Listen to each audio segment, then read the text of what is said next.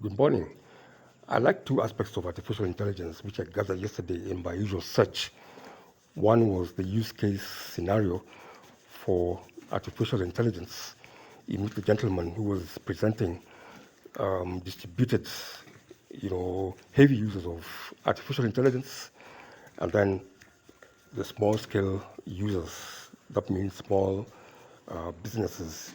He was actually trying to unravel this hype about the fact that only big end, high end users of artificial intelligence would easily find application or use for them, but also small scale users, of course, can leverage on the same.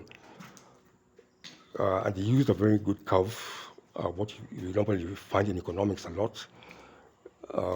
These curves which have a long tail.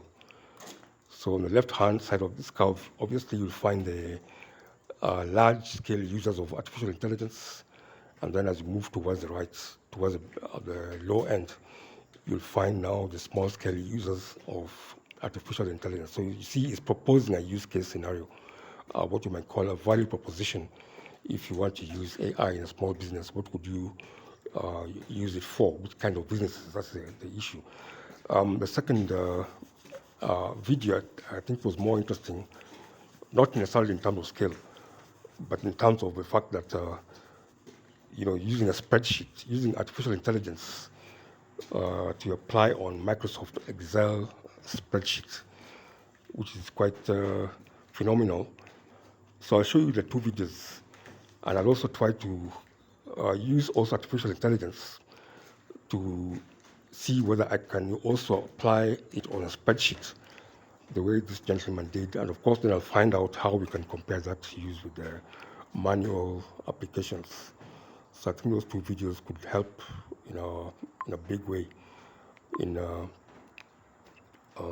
helping us understand why people are so much obsessed with this new idea of artificial intelligence. Not that it's not been there before, but this time around, I think it's more preponderant, probably because of the fact of the accelerated computing aspects. People want to use AI to solve mega problems.